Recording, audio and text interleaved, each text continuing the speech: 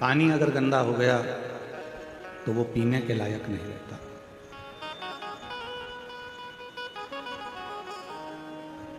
फिर थोड़ा इंतजार करो। पानी गंदा हो गया तो उसको पी नहीं पाओगे, उसको फेंक दोगे, बेकार हो गया, गंदा हो गया, या थोड़ा इंतजार करो।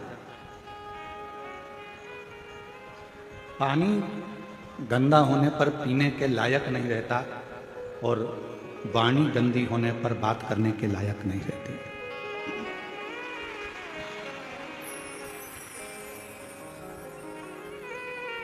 मेरे शिव जी काय से रिश्ते, मेरे शंकर भगवान को चाहिए क्या? दो ही चीजें मेरे शंकर भगवान ने आपसे ली है, पानी और दूसरी वाणी। शिव जी ने आपसे एक लोटा जल भी लिया और आपसे वाणी भी ली, श्री शिवाय।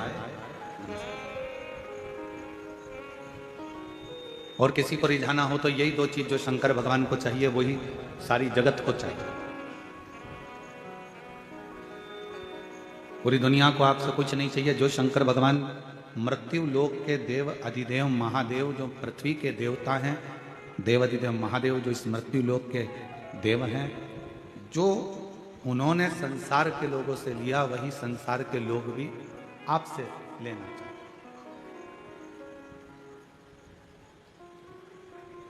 क्या क्या चीज ली है शंकर जी ने आपसे? दो चीजें ली, एक लोटा जल और मुख से निकली हुई वाणी, पानी और वाणी।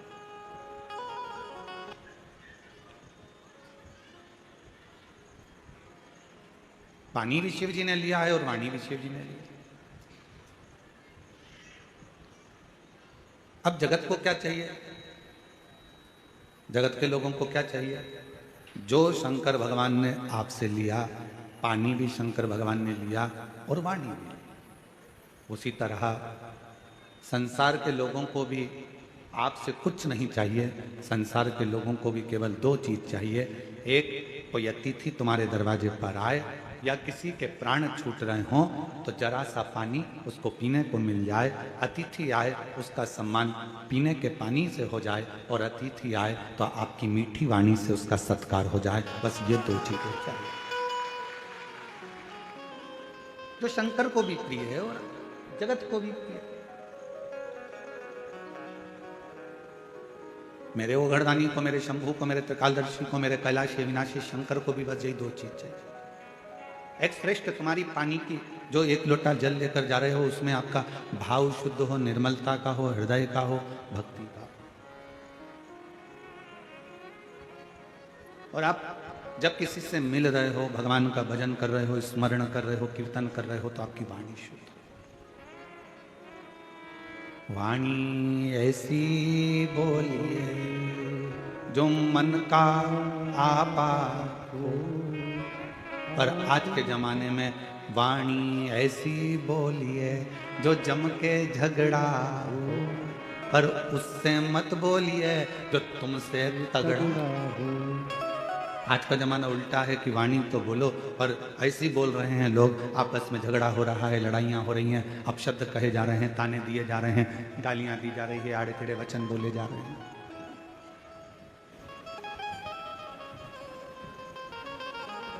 उसमें श्रेष्ठता का भाव कहां रह गया?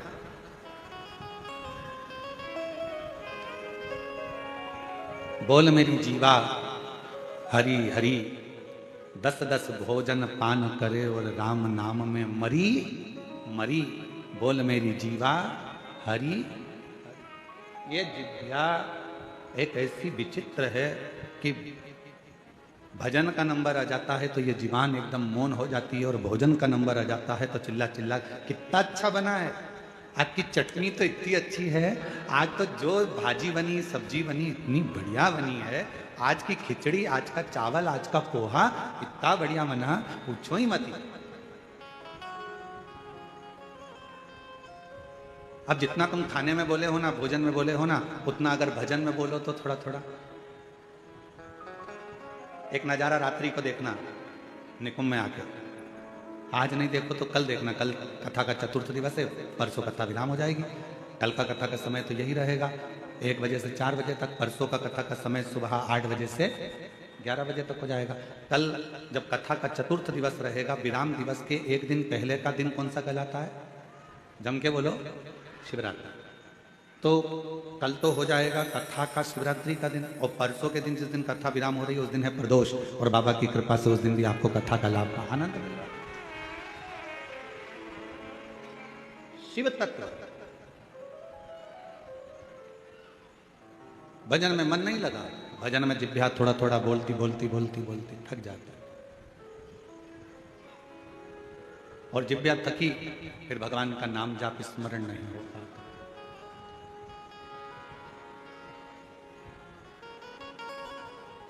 बड़ी मुश्किल से ये जिभ्या भगवान की अविरल भक्ति में रम पाती है। और एक बात और याद रखना, बहुत समझने वाला विषय है इस बात का। निकुंभ की मेरी जीजियों, छत्तीसगढ़ के मेरे जीजाओं, मेरी बेटियों, बेटाओं, मेरी माताओं, मेरे भाई, एक बात का स्मरण रखना, जितना जितना तुम भगवान की भक्ति में रमती चली जाओगी, लगती चले जाओगी, थोड़े दिन में भगवान मन में सोचते हैं कि ये बहुत ज़्यादा उपास कर रही है, बहुत ज़्यादा तप कर रही है, बहुत ज़्यादा मंदिर में पोछा लगा रही है, बहुत ज़्यादा झाड़ू लगा रही है, बहुत ज़्यादा मंदिर में रोज रोज आ रही है। तो भगवान क्या करते हैं, धीरे धीरे मन में से अपनी भक्ति को हटाने का प्रयास करते हैं, आपको दूर करेंगे।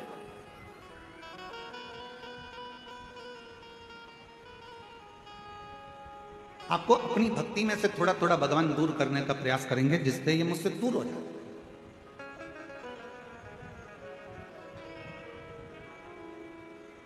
पहले भी कथा में काज खेल कर रहा है, बच्चा छोटा सा है, गोदी में है, मां बच्चे को कब उतारती है? जब वो बच्चा खिलौने से खेलने लगता है। भगवान अपने भक्त को वैभव देते हैं, गाड़ी देते हैं, बंगला देते हैं, धन देते हैं, संपदा देते हैं, सत्ता देते हैं, सब कुछ देते हैं, और धीरे धीरे मेरे भोले बाबा आपको अपने आप से दूर कर लेते हैं। उस समय पर आपको चतुरता चाहिए। आप कितने भी व्यस्त रहो, आप कितने भी मस्त रहो, आप कितने भी काम में लगे रहो, पर मेरे शंकर भगवान का मंदिर मत छोड़ना, मेरे शिव का शिवालय मत छोड़ो, शिव पुराण मत छोड़ो, शंकर का भजन मत छोड़ो, मेरे महाकाल राजा का द्वार मत छोड़ो, मेरे कुबेर भंडारी का स्मरण मत छोड़ो। बहुत व्यस्त रखेंगे आप। और सबसे ज्यादा व्यस्तता कब होती है? जब आपका मंदिर जाने का समय होता है। आपने सोचा कि सवेरे टाइम नहीं मिलता तो मैं 10 बजे मंदिर जाऊंगी, तो भगवान सबसे ज्यादा व्यस्त तुम्हें 10 बजे कर देगा।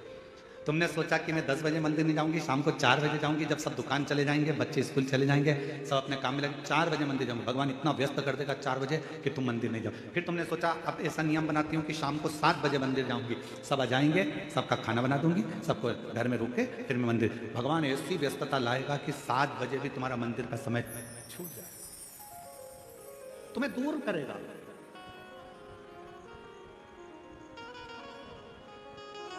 अब उस समय पर आपकी समझदारी चाहिए कि भगवान है मेरे शंभु, है मेरे त्रिकालदर्शी, है मेरे कैलाशी अविनाशी, है मेरे महाकाल राजा, है मेरे काशी विश्वनाथ, ऐसी कौन सी गलती हो रही है जो तुम मुझसे दूर कर रहे हो? भगवान कहेंगे ये गलती नहीं है, मेरे शंकर भगवान कहेंगे इसको गलती नहीं कहते।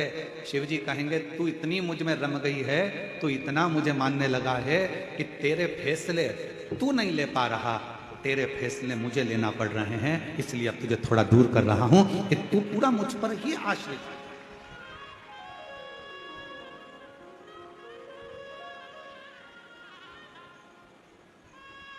तारकासुर था असुर,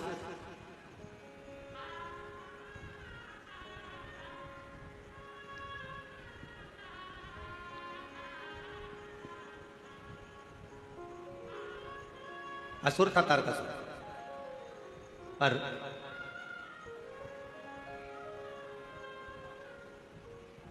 तारकासुर ने अपने बेटों को अपने पास में बुलाया, तारकाक्ष, विदुमाली और कमलाक्ष, तीनों को।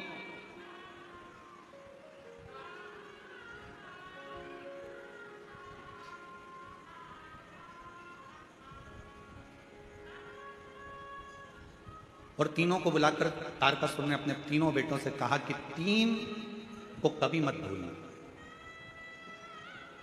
और सुन लो मेरी छत्तीसगढ़ की जीजियों, मेरे छत्तीसगढ़ के जीजाओं, बहुत सावधानी से। तारकासुर ने अपने तीनों बेटों को बुलाकर कहा कि तीन को कभी मत भूलना। पहले नंबर पर मुसीबत में डालने वाले को कभी मत भूलो, ये बार बार मुझे मुसीबत में डाल देगा। दूसरा, मुसीबत से निकालने वाले को कभी मत भूलो, जो तुम्हें दुख से, तकलीफ से, मुसीबत से निकाल देगा।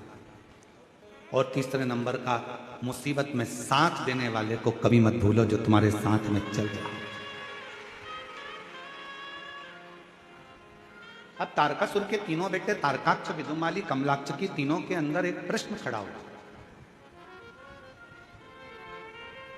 क्या कभी असुरों की चित्तवृत्ति में भी कोई अच्छा प्रश्न आता है?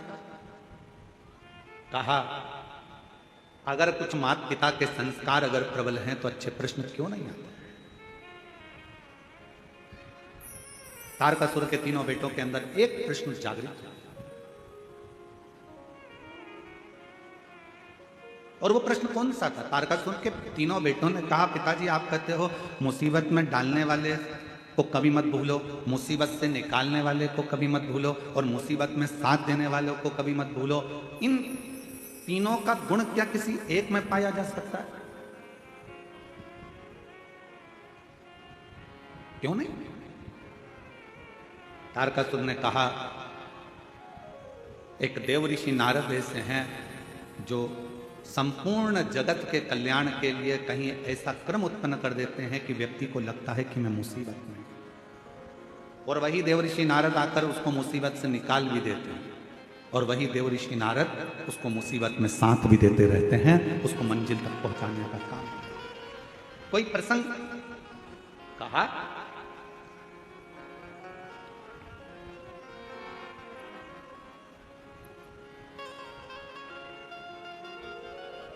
तारकासुर ने कहा, एक प्रसंग मेरे स्मरण में आता है। वो कौन सा प्रसंग है? कहा, वो प्रसंग है भगवान शंकर के नेत्र से रुद्राक्ष की उत्पत्ति हुई, और भगवान शंकर के नेत्र के जल से ही अंधकासुर की उत्पत्ति।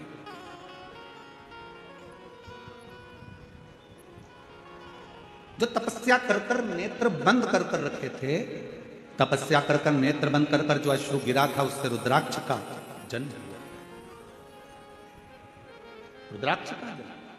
और इतने में माता पार्वती जी ने आकर आंखों को बंद कर लिया, और भगवान शंकर के नेत्र से जो जल गिरा उससे अंधकासुर हुआ।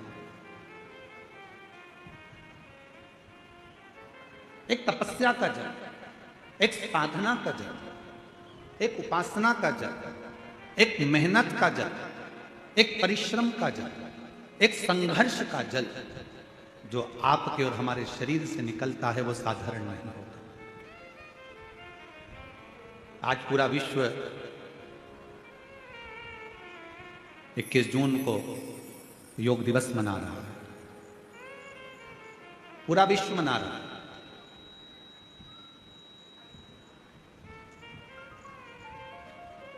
योग ऋषि बाबा रामदेव जी ने पूरे विश्व में इस योग की एक ऐसी अलख जगा दी कि केवल भारत देश ही नहीं, विश्व में भी इस योग दिवस को मनाया जा रहा है।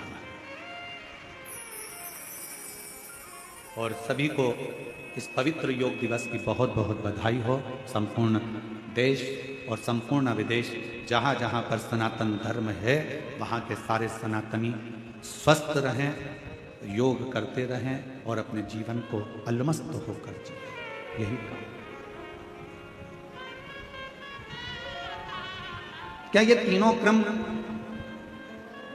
तारकासुर से तारकाक्ष ने पूछा, विदुमाली ने पूछा, कमलाक्षकी ने पूछा, क्या ये तीनों क्रम एक व्यक्ति में है? नारद जी, ठीक है। क्या कोई चरित्र है जिसको हम सुन सके?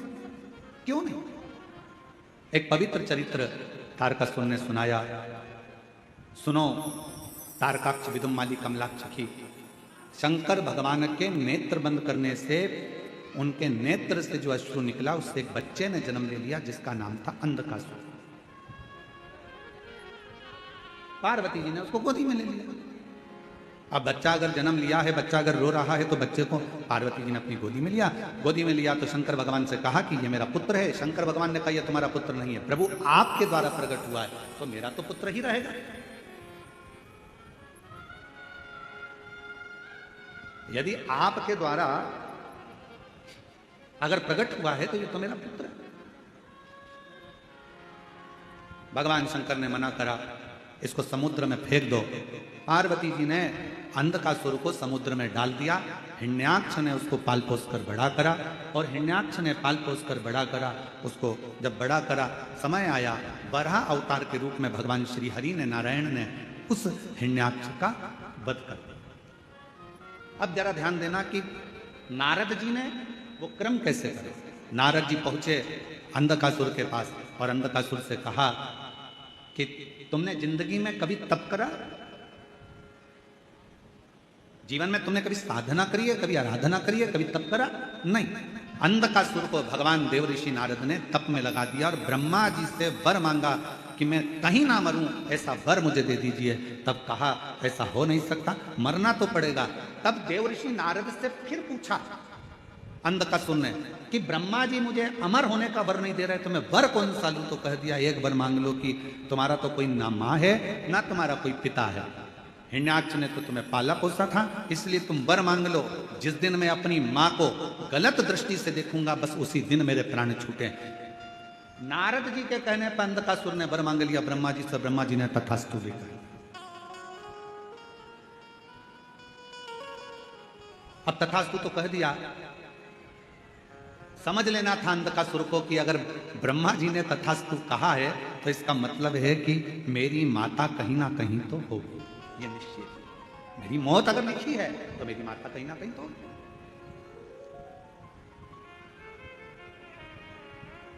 दे दिया मैं।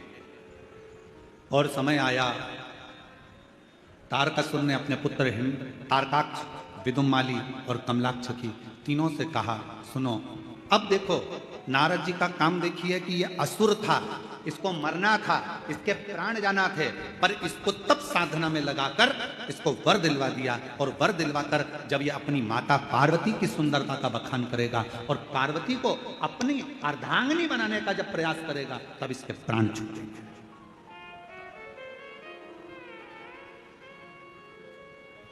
और समझाया देवऋषि नारद ने। ऐसा नहीं कि देवऋषि नारद समझाते नहीं है, नारद जी का काम है समझाना, ज्ञान देना। एक विद्वान, संत, साधु, सन्यासी, तपस्वी, साधक, उपासक की एक क्रमता होती है कि वो समझाने का प्रयास करते हैं, पर तुम्हारी बुद्धि में बैठे तब तुम्हें समझ में आए। महाराज वो कहते हैं ना कि जब लड़के के लिए लड़की देखने जाते हैं तो फूफा जी जाते हैं, मामा जी जाते हैं, काका जी जाते हैं, बड़ा भैया जाता है, दामाद जाते हैं, सबको फोन लगाया जाता है, अरे दामाद जी तुम्हारे साले के लिए लड़की देखने जाना है। अच्छा। अरे मामा जी तुम्हारे भांजे के लिए लड़की देखने जाना है। फूफा जी तुम्हारे भतीजे के लिए लड़की देखने जाना है। चलो, अब सबको ले जाकर लड़की वालों के यहाँ बिठा दिया और लड़की वालों के यहाँ पर लड़की चाय की ट्रे लेकर आई। तो जितने भी देखने गए थे ये सब आपस में मन में विचार करने लगे कि हम हमारे साले के लिए लड़की देखने के लिए आए हैं, हम हमारी भांजे के लिए लड़की देखने आए हैं, हम हमारे भतीजे के लिए लड़की देखने आए हैं। सब के सब जितने लड़की देखने गए थे सब ने विचार करा, अपना ही निर्णय गड़बड़ हो गया था, तो फिर भांजे का निर्णय कैसे ले पाएंगे।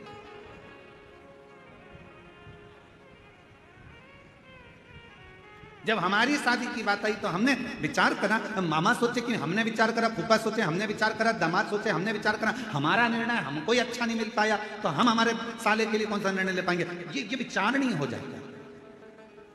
परशु महापुराण की कथा एक बात कहती है, जन्म, मरण और परण ये तीन मेरे शंकर भगवान के हाथ में है। भगवान शिव ने ये किसी को नहीं, ये भगवान शिव ने किसी को नहीं दिया। जन्म कब होना है, कहाँ होना है, कैसे होना है, कितनी बजे होना है, ये निश्चित स्वयं देवदेव महादेव करते हैं। मरण, मृत्यु कहाँ होना है, किस जगह पर होना है, भले तुम कहीं पर भी रहते हो पर तुम्हारी मौत जहां लिखी होगी, जब लिखी होगी, जिस जगह पर लिखी होगी, जिस घड़ी में लिखी होगी, उस घड़ी में, उस पल, उस समय में मृत्यु तुमको लेकर चली जाएगी। और अगर तुम्हारी मौत नहीं लिखी है तो चाहे दुनिया के लोग मृत्यु के घाट उतर रहे हों, बाबा भोलेनाथ उस व्यक्ति को कैसे भी काल के पंजे से निकाल कर बाहर ले आएंगे, कोई बच जाएगा और मालूम पड़े बाकी के मर जाए। और ये हुआ। अभी अहमदाबाद में एक घटना घटी, बोलो टीवी पर देखी थी कि नहीं देखी थी? अरे जम के तो बोलो, देखी थी। अहमदाबाद में घटना घटी, कितना अच्छे अच्छे सब अपने अपने भावों से जा रहे थे, सबके हृदय में भगवान समाहित था, सबके हृदय में शिव था। फ्लाइट में बैठ भी गए, फ्लाइट उड़ भी गई। उस कैंपस में मेडिकल कॉलेज के जो बच्चे थे वो भोजन कर रहे थे, उनको क्या मालूम था कि हमारी मौत यहां लिखी है, हमारी मृत्यु यहां लिखी है। वो फ्लाइट में उड़ने वालों को क्या पता था कि हमारी मृत्यु यहां लिखी है? किसको मालूम? किसी को नहीं मालूम कि मृत्यु कहां, कब, कैसे लिखी है। पूछा था मां पार्वती जी ने भगवान शंकर से, अमरनाथ की गुफा में बैठकर भगवान शंकर से पार्वती जी ने पूछा था, प्रभु मेरा एक प्रश्न का उत्तर दीजिए।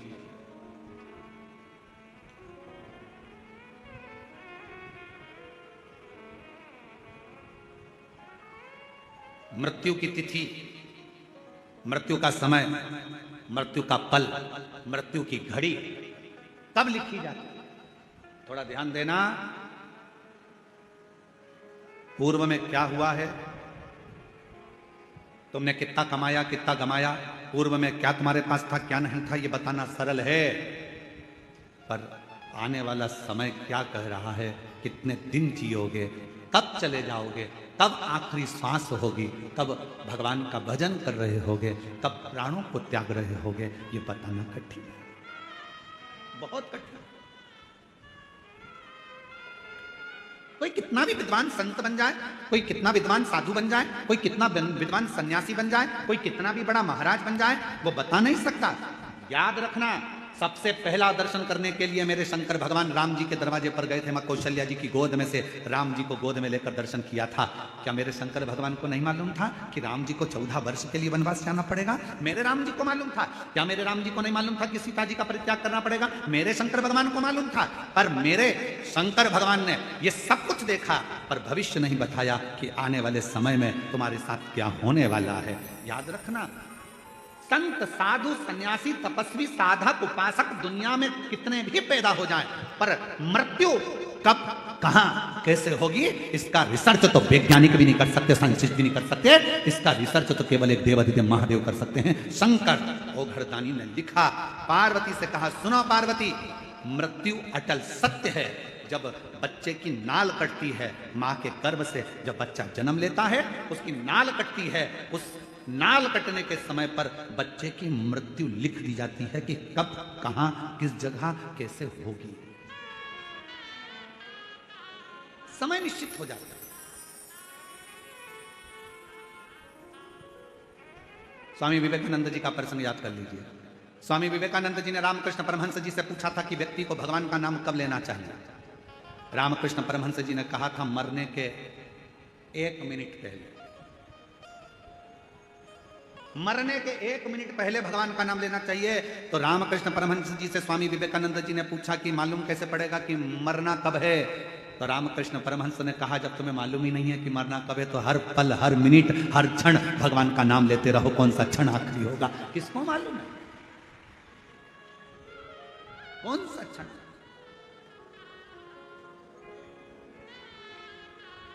अंत समय प्रभु कौन आएगा, किसको मालूम? कब, कौन सा पल, कौन सी घड़ी, कौन सा क्षण, कब किसका आखिरी है? इसलिए शिव पुराण कहती है। कई माताएं सोचती है हम परसों के दिन कथा में जाएंगे, अब चौथे दिन संडे पड़ेगा ना, जब हम कथा में जाएंगे, और उससे पहले निपट गई तो किसको मालूम? अरे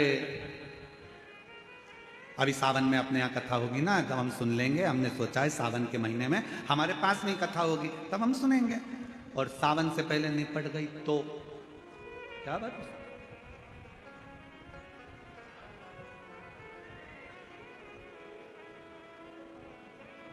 बहुत कठिन, बहुत कठिन। खूब भगवान का नाम लो। खेत में काम करो, धान बो, अपनी मेहनत को पीछे मत हटो, परिश्रम पूरा करो।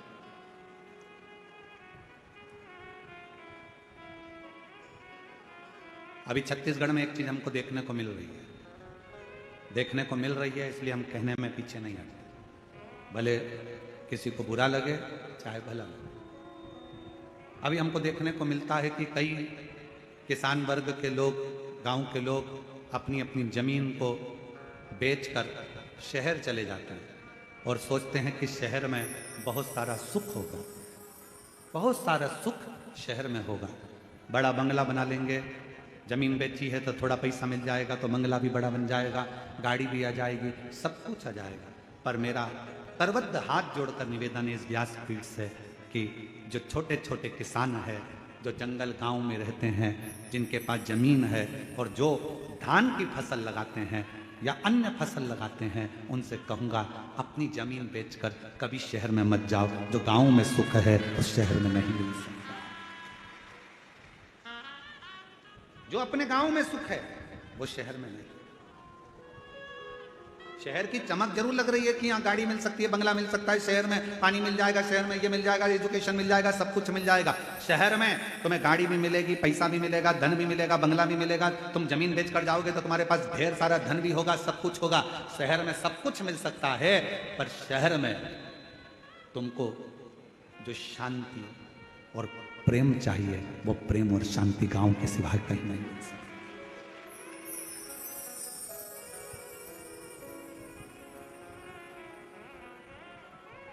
कितना अंतर है शहर और गांव में। शहर में अगर कोई साधु भी आ जाए, संत भी आ जाए ना, तो लोग उसको भिखारी समझते हैं। मांगने आया होगा, दरवाजा बंद कर दो, दरवाजा मत खोलना, दरवाजे पर लिख देते हैं कुत्तों से सावधान, अंदर मत घुस जाना। शहर में अगर कोई साधु संत भी आ जाए तो लोग उसको भिक्षुक समझते हैं, भिखारी समझते हैं। और गांव में अगर कोई भिखारी भी आ जाए ना तो लोग उसे संत समझते हैं, साधु समझते हैं, सन्यासी समझते हैं, तपस्वी समझते हैं। मत बेचो अपनी जमीन को, भले थोड़ा सा टुकड़ा है, थोड़ी सी फसल लगाओ, अलमस्त जिंदगी जियो। अपनी जमीन है, अपनी जमीन पर रह रहे हो, तुम सब जमींदार हो। लोग कहते हैं ये किसान है, हम कहते हैं जिसके पास जमीन का भी अगर एक टुकड़ा है तो वो जमींदार से कम नहीं है, अपनी मस्ती में जीने वाला है, अपनी मस्ती।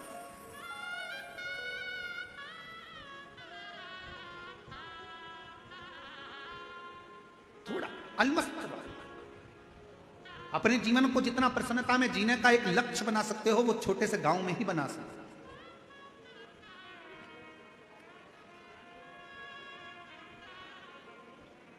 शिव कथा कर रही है, भगवान शंकर का चरित्र करा है, शिव महापुराण की कथा कर रही है, भगवान शंकर का संवाद कथा है। भीतर की जो प्रसन्नता है, देवऋषि नारद ने अंधकासुर को भगवान की भक्ति में लगा दिया। अब वो विचार करता है कि वर मिल गया, वर मिलने के बाद उसने विचार करा कि मुझे शादी करना है, कोई अच्छी लड़की मिल जाए। जो लड़की थी कहाँ, शिव जी उसको ब्याह कर ले गए। माता पार्वती जी की सुंदरता की ओर उसका मन डोल गया, मन उसका विचलित हो गया पार्वती जी की ओर, और आखिरी में पार्वती जी को लेने गया। उसको नहीं मालूम था कि ये मेरी माँ है, इसने जब मेरा जन्म हुआ तो गोदी में मुझे ले लिया था, और मुझे गोदी में लेकर ये निश्चित हो गया था कि ये मेरी माता हो। जब बच्चे की नाल कटती है उस समय पर निश्चित हो जाता है कि इसकी मृत्यु कब हो, कहां मरेगा, किस जगह मरेगा, किस जगह प्राण छूटेंगे, जल में, थल में, वायु में, विमान में आदि, कहां, गाड़ी में, घर में, जहां उसके प्राण छूटने का होता है वहां का लिख दिया जाता है। अपने जिले में, अपने क्षेत्र में, अपने प्रदेश में, दूसरे प्रदेश में, दूसरी जगह में, कहां लिखा वहां जाता है। वहां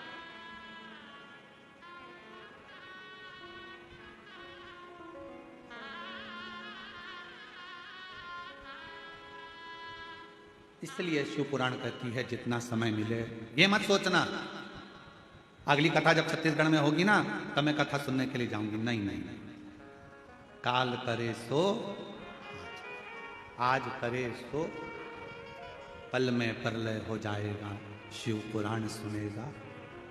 आज मिला है मौका, चलो पहुंचो। बहुत सारे प्रश्न हैं दुनिया की दृष्टि में, बहुत प्रश्न। एक बहन ने एक प्रश्न लिखा कि गुरुजी हम हमारे नर्मदा जी का दर्शन करने के लिए हम जबलपुर के पास बेड़ा घाट गए, वहाँ से हम शंकर जी का छोटा सा शिवलिंग लेकर आ गए, हम उसकी प्राण प्रतिष्ठा करे बिगर हम उसका पूजन कर रहे हैं, हमारे पास में प्रतिष्ठा का पैसा नहीं है, हम उसकी आराधना कर रहे हैं, क्या हमें पुण्य मिलेगा? क्यों नहीं मिलेगा? लिंग पुराण में, शिव महापुराण में, नर्मदा पुराण में, स्कंद पुराण में सब में तो वर्णन किया कि मां नर्मदा जी के जल से अगर कोई कंकर भी निकलता है तो वो शंकर है, उस शंकर की प्रतिष्ठा की जरूरत नहीं होती, वो अपने आप में प्रतिष्ठित होता है। आप उसकी आराधना करिए, कौन मना कर रहा है? आप उसके जल चढ़ाओ, पूजन करो, आराधना करो।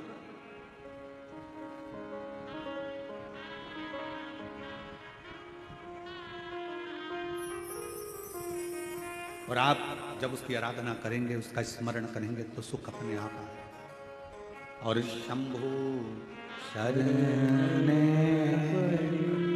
मांगू घड़ी रे, दुख काटो दया करी दर्शन आपो। बहुत सारे प्रश्न हैं गुरु जी, हम क्या भगवान का नाम ले सकते हैं? हम रजस्वला धर्म में हैं, क्या भगवान को पुकार सकते हैं? द्रौपदी का चरित्र कहता है कि द्रौपदी रजस्वला धर्म में थी, दुशासन बाल खींच कर लेकर गया, भरी सभा में खड़ा कर दिया, चीर खींचने लगा। आखिरी में द्रौपदी ने अपने गुरु जी से पूछा, गुरु द्रोणाचार्य से कहा, गुरुदेव कोई नहीं बचा रहा, मेरे पति नहीं बचा रहे, मेरे काका ससुर, काकी सास बैठी, अंधकार यहाँ पर धृतराष्ट्र गांधारी बैठे, वो नहीं बचा रहे, कोई बचाने को तैयार नहीं है, भीष्म पितामह नहीं बचा रहे, गुरुदेव आप बताओ मैं क्या करूं? तब गुरु जी ने कहा, एक काम कर, वो द्वारका नाथ को पुकारना प्रारंभ कर दे।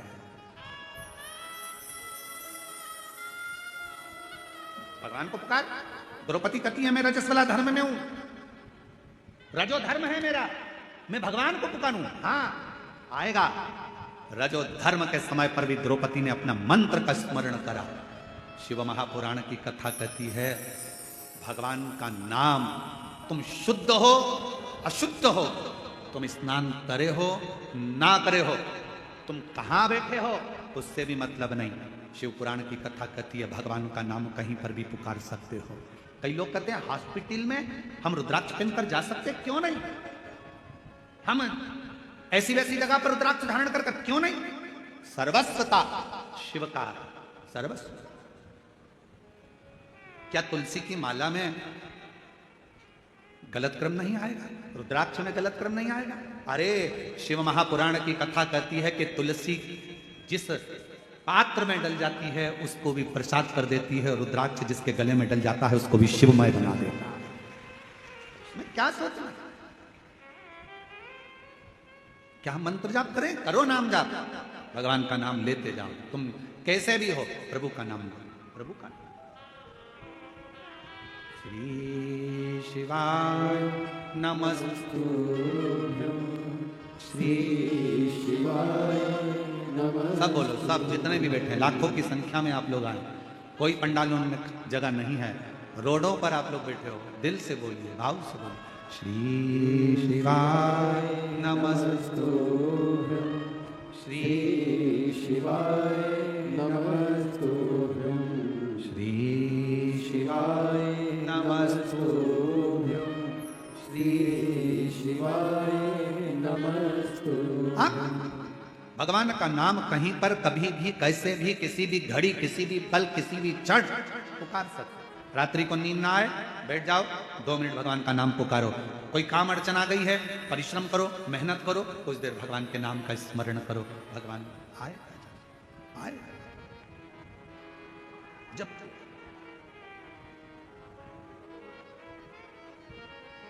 कब कहां कैसे प्राण जाएंगे कोई भरोसा नहीं।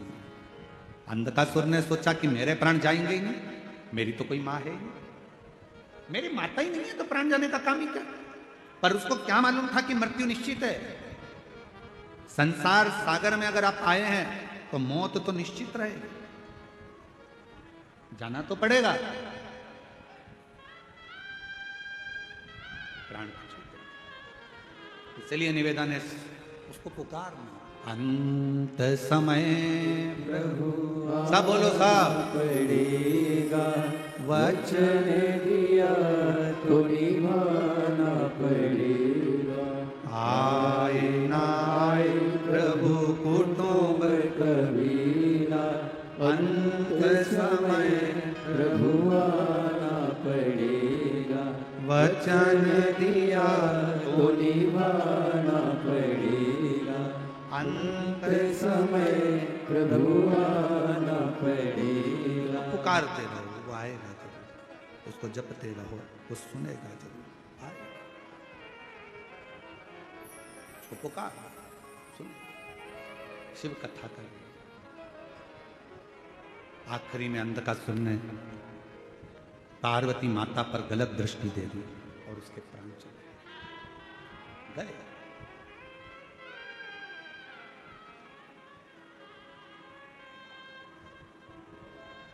कई लोग ऐसे भी हैं, यहीं बैठे हैं, कई मेरी जीजियां ऐसी बैठी हैं, कई बेटियां ऐसी बैठी हैं, कई जीजा ऐसे बैठे हैं। उनके मन में हमेशा एक बात आ जाती है, ए गुरुजी हमने भगवान को ऐसे ऐसे कर लिया, गलती हो गई। अब जैसे कल कथा सुनी तो कहा कि गुरुजी आपने बताया कि जिस दिन व्रत होता है उस दिन बेलपत्र नहीं तोड़ना चाहिए, और हमने पुराने समय में हमने पशुपति व्रत करे, हमने तो उसी दिन बेलपत्र तोड़ लिया, तो हमने गलती कर दी। आपको मालूम नहीं था, आपके स्मरण में नहीं था, आपको याद नहीं था। और जब तक मालूम नहीं रहता, स्मरण में नहीं रहता, याद नहीं रहता, तो सोच लेना चाहिए कि हमारा शंकर हमें माफ करता चले जा रहा है, हमारा शिव हमें माफ, हमारा शंकर माफ कर रहा है, ये निश्चित है। हमें स्मरण में नहीं था। अब बार बार पीछे का सोचो, बार बार पीछे का स्मरण करो तो आगे बढ़ पाओगे क्या? अरे बोलो तो जम के बढ़ पाओगे? नहीं। अरे ऐसा हो गया, अरे वैसा हो गया, अरे ये हो गया, अरे वो हो गया, बार बार पीछे का याद कर। हिरण और शेर में क्या अंतर है? हिरण 90 किलोमीटर पर घंटे की स्पीड से भागता है। कौन? अरे बोलो तो हिरण। हिरण 90 किलोमीटर पर घंटे की स्पीड से भागता है और शेर 60 किलोमीटर पर घंटे की स्पीड से भागता है। दोनों में तेज कौन दौड़ता है? अरे बोलो, जम के बोलो। हिरण। वो 90 किलोमीटर पर घंटे की स्पीड से हिरण भागता है और शेर 60 किलोमीटर पर घंटे की स्पीड से भागता है। फिर भी हिरण का शिकार शेर कर लेता है। हिरण का शिकार शेर कर लेते हैं। क्यों? कैसे? किस लिए? ऐसा क्या हुआ कि हिरण 90 की स्पीड से भाग रहा है, शेर 60 की स्पीड से भाग रहा है और उसका शिकार कर लिया जाता है? कैसे? तो शिव महापुराण की कथा का एक संवाद याद रखना। हिरण 90 की स्पीड से भाग रहा है, पर हिरण पीछे पलट पलट कर रुकता, पलट कर देखता, फिर भागता, फिर पलट कर देखता, फिर भागता। हिरण अपना आधे से ज्यादा समय पीछे देखने में लगा देता है, इसलिए 60 की स्पीड में दौड़ने वाला भी शेर 90 की स्पीड वाले का शिकार कर लेता है।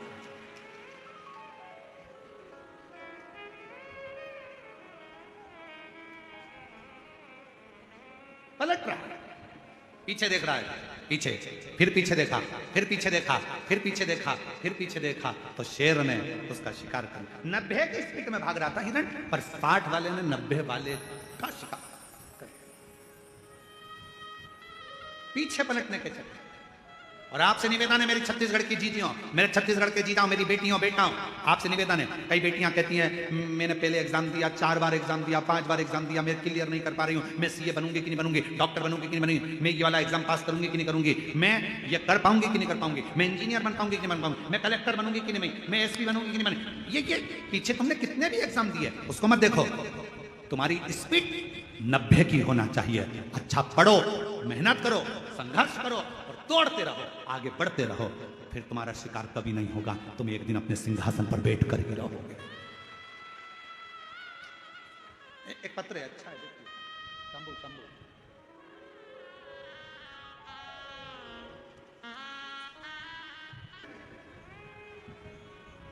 क्या हुआ पहले? मैंने एक बार एग्जाम दी, नहीं निकली गुरुजी, दूसरी एग्जाम दी, नहीं निकली गुरुजी। कोई बात नहीं, मेहनत कर रही हो ना बेटा, अपना परिश्रम कर रही हो ना बेटा, सफलता मिलेगी। हार उसकी होती है जो हाथ पर हाथ रख कर बैठा रहता है। हार उसकी होती है जो हाथ पर हाथ रख कर बैठा रहता है। मेहनत करने वाला तो एक दिन विजय प्राप्त कर कर ही रहता है। मिलेंगे तुम्हारे गांव में, तुम्हारे शहर में अगर कोई बहुत छोटा है, बहुत गरीब बड़ा है ना, उस पर कोई ध्यान नहीं देगा। बहुत गरीब बड़ा है, बहुत छोटा है, उस पर कोई ध्यान नहीं देगा। पर वही व्यक्ति अगर बड़ा हो गया, वही व्यक्ति धनपति हो गया, वही व्यक्ति विद्वान हो गया, उसी को लोग पूछने लगे, उसी को लोग जानने लगे, तो लोग फिर ताना भी देना प्रारंभ करेंगे। छोटे हो, छोटे बने रहोगे, कोई ना पूछेगा, छोटे हो कोई ना ध्यान देगा। पर जैसे ही तुमने पद प्रतिष्ठा यश वैभव प्राप्त करा, आपके ऊपर ताने भी लगेंगे, गाली भी लगेगी, अपशब्द भी लगेगा। सील ठप्पा लगना कोई साधारण बात नहीं है महाराज। डिग्री प्राप्त करना कोई साधारण बात नहीं है महाराज। सील ठप्पे लगना कोई साधारण बात नहीं है। मीराबाई के जीवन में सोचो, सांप का पिटारा आया, शेर के सामने जंगल में छोड़ दिया। कितना कष्ट मिला मीराबाई को। पूछा मीराबाई ने, मैं गिरधर की गिरधन में ना, और मुझे इतना कष्ट सहना पड़ रहा। संत रविदास जी महाराज के चरणों में बैठकर मीराबाई ने पूछा, गुरुदेव, ओ गुरुदेव। संत रविदास जी के चरणों में बैठकर मीराबाई पूछती है, गुरुजी मुझे इतना कष्ट सहना पड़ रहा, मैं गिरधर की गिरधर मेरा। संत रविदास जी महाराज जी ने कहा, मीरा, जो भगवान के करीब में आता है, जिसको भगवान अपना बनाकर पृथ्वी पर जन्म देता है, उसको दुनिया के ताने, गाली, अपशब्द बहुत सहना पड़ता है। क्योंकि भगवान के हो रहे हो, भगवान ने तुमको जन्म दिया है और उसके लिए जी रहे हो, तो बहुत सहना पड़ेगा, बहुत सहना पड़ेगा, बहुत।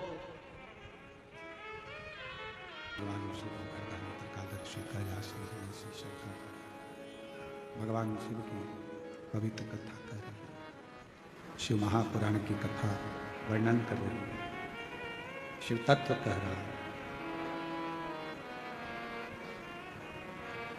कहीं ना भटकते हुए शिव की शरणागति में अंधकासुर के प्राण चले गए।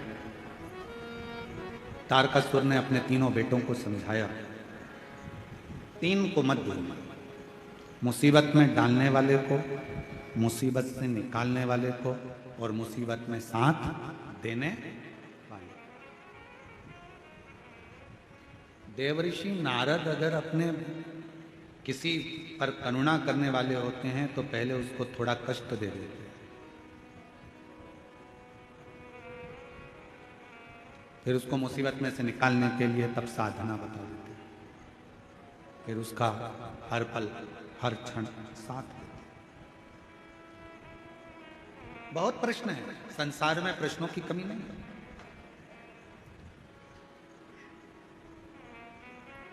क्यों गुरुजी? मान लो हम मंदिर ना जा पाए, तो जो उपाय हमको करना है, क्या वो हम हमारे घर में कर सकते हैं? क्यों नहीं? कई बड़े बड़े शहर होते हैं, बड़े बड़े शहर हैं, मंदिर दूर है। कई उपाय ऐसे होते हैं जो रात्रि में करना होते हैं, नहीं हो पाते। मंदिर का दरवाजा बंद हो गया, नहीं कर पा रहे, अपने घर में कर लो।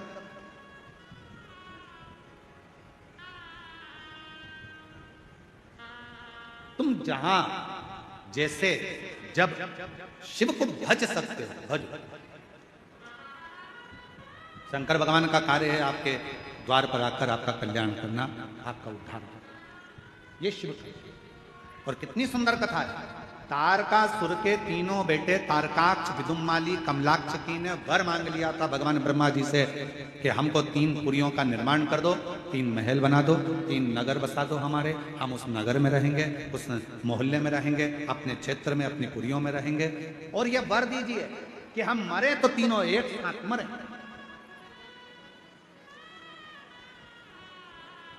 मान लो अगर हमारे प्राण चले भी जाएं, हमारे प्राण अगर छूट भी जाए तो हम मरें तो तीनों एक साथ मरें, तीनों के प्राण एक साथ चले, एक साथ।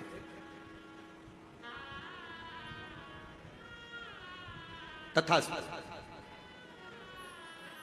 3 पुरियां बना ली। पुरी का मतलब मालूम है ना? अरे जम के तो बोलो। नगर खाने वाली होती है पुड़ी और नगर को बोलते हैं पुरी।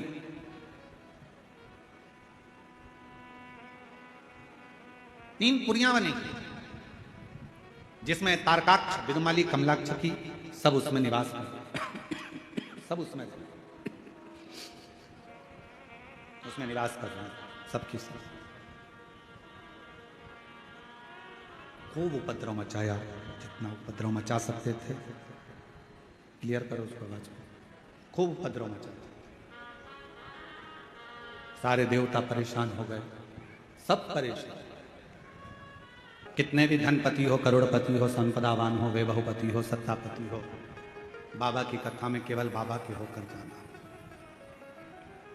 खुद की व्यवस्था कर कर जाओ, बिछाने का खुद लेकर जाओ, ओढ़ने का खुद लेकर जाओ, छाता साथ लेकर जाओ, पानी की बोतल साथ लेकर जाओ, अपनी दवाइयां साथ लेकर जाओ, अपनी सेफ्टी अपने हाथ। जैसे गाड़ी चलाते समय पुलिस प्रशासन कहती है कि हेलमेट लगाओ, सीट बेल्ट लगाओ, इसमें फायदा किसका है? पुलिस वालों का इसमें फायदा नहीं, फायदा तुम्हारा है। हेलमेट लगाओगे तो सुरक्षित रहोगे, सीट बेल्ट लगाओगे तो सुरक्षित रहोगे। शिवपुराण कहती है तीर्थ करने के लिए कुबेरेश्वर बाबा के धाम पर अगर आ रहे हो, रात्रि में रुक रहे हो, कुबेरेश्वर बाबा के धाम पर आ रहे हो, रात्रि में रुक रहे हो, तो ये विचार मत करना कि वहां रहकर हम कोई गलत कार्य करें, कचरा फैलाएं, हम लोग कुछ गलत पदार्थों को खाएं पिएं। नहीं, बाबा के धाम में रहकर केवल बाबा की अविरल भक्ति को धारण करें। फिर कथा कही आगे, तारकासुर के तीनों बेटों ने जो वर मांगा था कि हम एक स्थान पर प्राण को त्यागेंगे, तो तीनों एक ही जगह त्यागे, तीनों एक जगह। और मेरे ओघड़दानी, मेरे शंभु, मेरे त्रिकालदर्शी, मेरे कैलाशी अविनाशी भगवान शिव के लिए देवताओं ने फिर उच्चारा, नमामि निर्वाण रूपम विभुम व्यापकं वेद स्वरूपम। ओम नमः शिवाय, ओम नमः शिवाय, ओम नमः शिवाय, ओम नमः शिवाय। नमामि शमीशान निर्वाण रूपम विभुं व्यापकं ब्रह्म वेद स्वरूपम। भगवान शिव ने कह दिया तीनों को अलग अलग पुरी में रहने दो। शंकर भगवान ने नंदी को बुलाया और नंदी को बुलाकर कहा, जरा पता करो तारकाक्ष, विदुमाली, कमलाक्ष की करते क्या? जितने असुर हुए, जितने राक्षस हुए, सारे राक्षसों की लिस्ट निकाल कर देखना। छत्तीसगढ़ वालों, मेरी जीजियों, मेरे जीजाओं, एक एक राक्षस की लिस्ट निकाल कर देखना। राक्षसों के द्रोही दुश्मन रहे होंगे भगवान। शंकर भगवान किसी भी राक्षस के दुश्मन नहीं थे, किसी भी असुर के दुश्मन मेरे शिव नहीं थे। मेरे शंकर भगवान किसी के दुश्मन नहीं थे। राक्षस इंद्र से युद्ध करना चाहते थे, भगवान नारायण से युद्ध करना चाहते थे, स्वर्ग की चाह थी, इंद्र की सिंहासन की चाह थी, ब्रह्मलोक की चाह थी। राक्षसों को चाह थी कुर्सी की, पद की। कहां की कुर्सी चाहिए? इंद्र की कुर्सी। राक्षसों को कहां का सुख चाहिए? वैकुंठ का सुख। राक्षसों को कहां का सिंहासन चाहिए? ब्रह्मलोक का सिंहासन। एक भी राक्षस ऐसा नहीं था जिसने कहा हो कि मुझे कैलाश का सिंहासन चाहिए, क्योंकि उनको मालूम है नीचे जाके करेंगे क्या। कैलाश में कौन सा सोना चांदी हीरा पन्ना आभूषण रतन माणिक मोती भरा पड़ा है, किसी को कैलाश का सिंहासन नहीं चाहिए।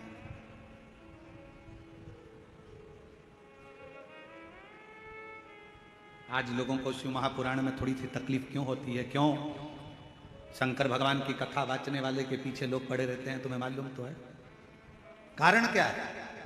उसका कारण केवल एक है, पहले के समय में लोग कुछ ना कुछ करते रहते थे। आज के समय में कोई किसी के पास नहीं जा रहा। थोड़ा सा भी दुख आता है तो लोग मोबाइल पर कथा सुन लेते हैं शिव पुराण, और एक लोटा जल भरकर शंकर के मंदिर चले जाते हैं और उनका दुख कट जाता है। उनकी तकलीफ मिट रही है, उनका कष्ट मिट रहा है। थोड़ा सा घर में से एक चावल का दाना उठाया, शंकर के मंदिर पहुंच गए। बेलपत्री मंदिर की उठाई, धोकर फिर चढ़ा दी, भगवान ने सुन लिया। एक लोटा जल चढ़ा दिया, भगवान ने सुन लिया। वो भाई ने लिखा अपने पत्र में, मेरे पास में किसान आदमी, 10 लाख रुपए नहीं है मेरे पास ऑपरेशन कराने के,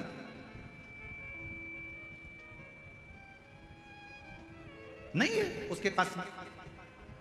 वो बहन ने लिखा, मेरा भाई मरा तो मैंने 30 लाख रुपए लगा दिए पर नहीं बचा पाई। पर मेरी मां जिसको कैंसर हो गया 4th स्टेज का, वो लिखती है, बहन शिव पर भरोसा कर लिया कि इसका ऑपरेशन भी नहीं हो सकता तो वो समाज। आज के लोगों को इसी बात का बुरा लगता है कि पहले कमाई के बहुत सारे स्रोत थे, बहुत तरह की दुकानें चलती थी, पर शिव महापुराण जब से चालू हुई है सारे बेकार के धंधे बंद कर दिए। केवल एक लोटा जल दुनिया का कल्याण करे जा रहा है, केवल एक लोटा जल दुनिया का कल्याण करते जा रहा है। और वो एक लोटा जल जगत के कल्याण के लिए, जगत स्मरण के लिए। और याद रखना, बहुत ऊंचाइयों पर चढ़ोगे और आगे बढ़ने का प्रयास करते रहोगे तो तुम्हें धक्के तो बहुत लगेंगे। शिव जी ने नंदी से पूछा, जरा पता कर कराओ कि तारकाक्ष विदुमाली कमलाक्ष की करते क्या हैं। नंदी गए, एक सुंदर मदारी का रूप रखकर नंदी ने मदारी का रूप रखा, तारकाक्ष की पुरी में पहुंच गए। लोहे की, सोने की, पीतल की सारी पुरियों में घूमे, पूछा, देखा, नगर के लोगों से पूछा, पुरियों के लोगों से पूछा, प्रदेश के लोगों से पूछा, तुम्हारा राजा कैसा है? राजा बहुत असुर प्रवृत्ति का, बहुत असुर प्रवृत्ति, पर वो भले असुर प्रवृत्ति का है पर वो हमेशा एक बात कहता है, अंत समय प्रभु आना पड़ेगा और वचन दिया तो निभाना पड़ेगा। असुर प्रवृत्ति का है राजा, भले असुर प्रवृत्ति का है पर उसका ध्यान किसी में नहीं। इंद्र का सिंहासन चाहिए, वैकुंठ का सिंहासन चाहिए, ब्रह्मलोक का सिंहासन चाहिए, वरुण लोक का सिंहासन चाहिए, गरुण लोक का सिंहासन चाहिए, कुबेर का सिंहासन चाहिए, पर हमारे राजा को केवल एक जगह का सिंहासन नहीं चाहिए, वो है देवाधिदेव महादेव का सिंहासन। क्यों? क्योंकि हमारा राजा कहता है कि शंकर के सिंहासन की जरूरत नहीं, शंकर के चरण की जरूरत है। चरण मिल गया तो सब कुछ प्राप्त हो जाएगा, सब कुछ।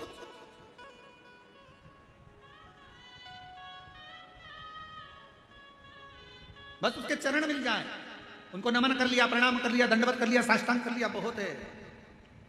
और महादेव नमन चरणों में स्वीकार कीजिए, सबका किया है मेरा भी कल्याण कीजिए, कल्याण कीजिए।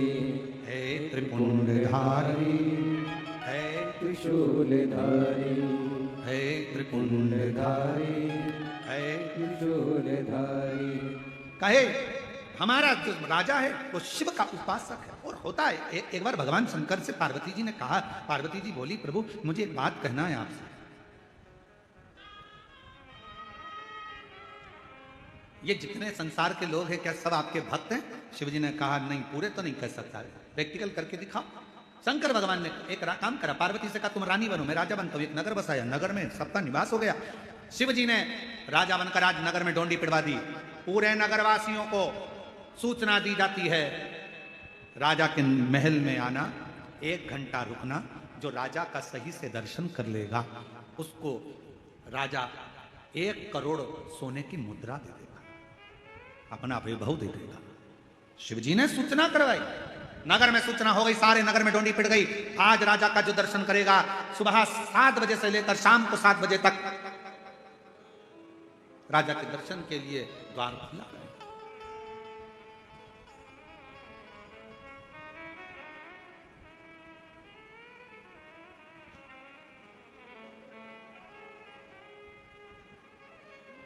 खोला दरवाजा, टिकट दिया गया, चलो अंदर सब। राजा ने एक बगीचा तैयार करा, उसमें बहुत सारा वैभव लगा दिया, मिठाइयां बन रही हैं, वस्त्र तैयार हो रहे हैं, गाड़ियां रखी है, धन रखा है, पैसा रखा है, अंबारियां रखी है, सबको कहा लाइन से भेजते जाओ, लाइन लगा दी गई। कोई ने मिठाई भर ली, कोई ने सोना भर लिया, कोई ने चांदी भर ली, कोई ने हीरा पन्ना भर लिया। पर वहां नियम था, 1 घंटा घूमना है, राजा का दर्शन करना है, यहां से कुछ ले जा नहीं सकते, बाहर निकल जाना है। सबने भरा तो बहुत था, पर आखिरी में निकले तो कुछ हाथ नहीं लगा।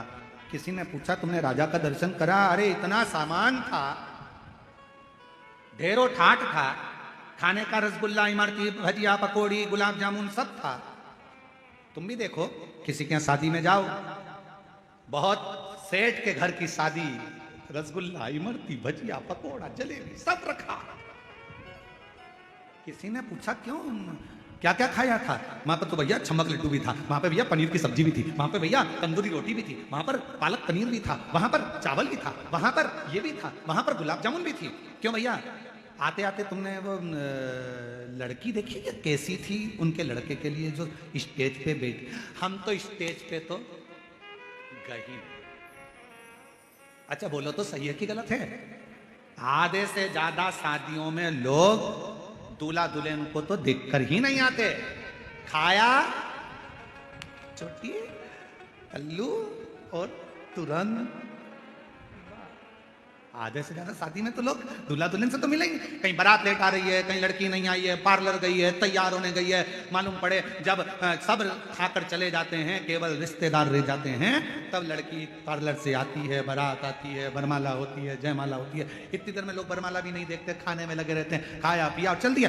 शंकर भगवान कह रहे हैं भाई भाई प्रीति है, सबको कहा जिसको जो अच्छा लगे आओ, जो राजा का दर्शन कर लेगा उसको स्वर्ण मुद्राएं मिल जाएगी। कोई दर्शन नहीं कर पाया। 6:30 बज गई, 7 बजने में आधा घंटा बचा था। एक बुजुर्ग सा व्यक्ति बूढ़ा सा आया, उसने ना गुलाब जामुन देखी, ना पैसा देखा, ना धन देखा, ना दौलत देखी, आवाज लगाता रहा राजन राजा राजन राजन राजन। राजा को लगा शंकर भगवान ने पार्वती से कहा अगर मैं इसके सामने आ गया तो सब कुछ देना पड़ेगा, ये कितना भी चिल्लाए मैं सामने नहीं आऊंगा। चिल्लाता रहा महाराज महाराज महाराज। आते शिव को छुपना पड़ रहा था। पार्वती जी कहती अब तुमने वचन दिया था कि मांगेगा तो देना पड़ेगा, तो अब आओ सामने। तब जब बहुत आवाज लगा ली उसने, बहुत आवाज लगा ली, तब आखिरी में मेरा काल अधिपति राजा महाराजा महाकाल राजा सामने आकर खड़ा हो गया।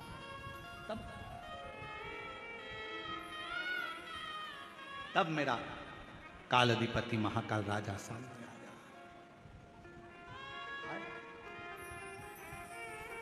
राजा ने कहा आपने हमारा दर्शन कर लिया, 10,000 सोने की मुद्रा आपको दी जाएगी, ले। वो हाथ जोड़कर बूढ़ा व्यक्ति कहता है मुझे 10,000 सोने की मुद्रा नहीं चाहिए। तो फिर क्या दे तुमको? कहा बस महाराजा आप जो पांव में जूतियां पहने हो ना, वो जूतियां मुझे दे दीजिए। शिवजी पार्वती को देखकर कहने लगे ये कहीं मुझे पहचान तो नहीं गया, ये मुझे जान तो नहीं गया। पार्वती जी बोली तुम्हें तो कोई पहचान ही नहीं सकता, ये क्या पहचाने, इतने लोग बैठे कौन तुमको जान रहा है? ना ना ना ना नहीं पहचाना। फिर पांव की जूतियां का क्या करेगा?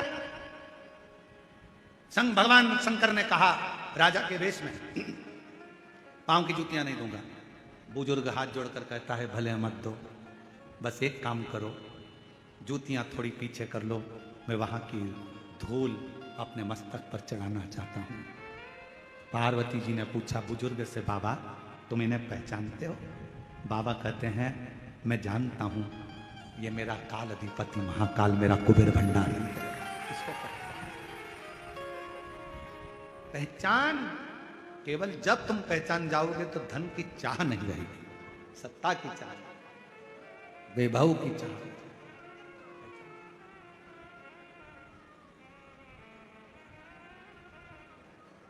पहचान।